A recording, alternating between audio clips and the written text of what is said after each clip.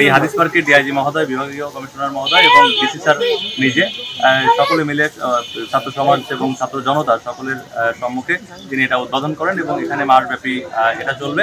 আপনারা সকলে আসবেন, এসে এখানে দরস্বাক্ষর করে যাবেন, যাতে আমাদের খুনিদের বিচারের দাবিটা মানে বিচারটা দ্রুত হয় আর কি। এদের বিচারটা হলে আমাদের বাংলাদেশে একটা বৈষম্যহীন বাংলাদেশ গড়ে উঠবে। যত দ্রুত সম্ভব এই বিচারটা যদি হয়ে যায় তাহলে ফ্যাসিস্টটা আর ফিরে আসতে পারবে না এবং পরবর্তীতে এই ফ্যাসিস্টটা আর মাথা চাড়া দিতে পারবে না। গত বছর জুলাই আমাদের গণঅভ্যুত্থান হয়েছিল।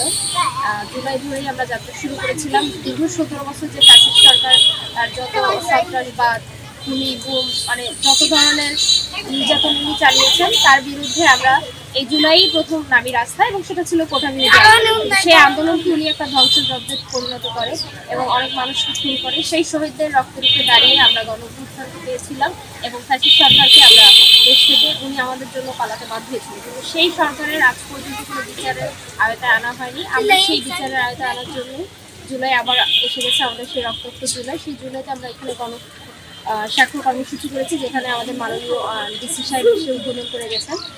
তারও চাওয়া, আমি মনে করি বাংলার প্রতিটা মানুষের চাওয়া, আমরা ফ্যাসিস্ট সরকারের যে যত ধরনের হত্যাযজ্ঞ এবং সন্ত্রাসবাদ ছিল তার একটা বিচার আয়তায় আনতে চাই আমরা। এবং আমাদের এই সংগ্রাম আন্দোলন চলছে, এই লড়াই আমরা রাস্তায় থাকবো যতদিন পর্যন্ত ফ্যাসিস্ট সরকারের বিচার না হয় এবং আগামীতেও যাতে কেউ ফ্যাসিস্ট না হতে পারে সেজন্য আমরা রাস্তায় আছি। দীর্ঘ 1 বছর হতে চললো আমাদের এই সফলতার, আমাদের আন্দোলন শুরু 1 বছর আসতে পূর্তি হয়েছে।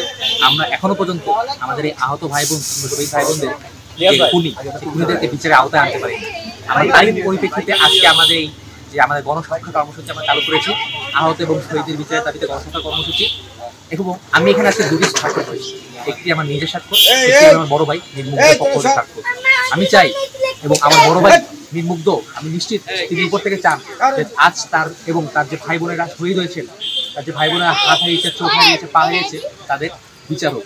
আমরা বিশ্বাস করি এটি প্রত্যেকটা বাংলাদেশের সাধারণ মানুষ যারা বিবেক বুদ্ধি সম্পন্ন তারা সকলেই এই বিচার চায়। তাই আশা করছি আমাদের ইন্টারিম সরকার খুব দ্রুত এই বিচার কার্য সম্পন্ন করে আমাদের এগিয়ে নিয়ে যাবে। তো আজকে খুব সুন্দর একটি প্রারম্ভিক অনুষ্ঠানের মধ্যে দিয়ে দেখলাম ডিসি সাহেব, আপনার ডিআইজি, এসডিআইজি এবং জেলা প্রশাসক থেকে শুরু করে সকলের থেকে একটি চমৎকারভাবে এটি উদ্বোধন করা হয়েছে। তো আমরা এভাবে যেমন গণস্বাক্ষর কর্মসূচি পালন করা হচ্ছে, আমরা একইভাবে আশা রাখবো যে এই গণস্বাক্ষর কর্মসূচিতে এটি আবদ্ধ থাকবে না।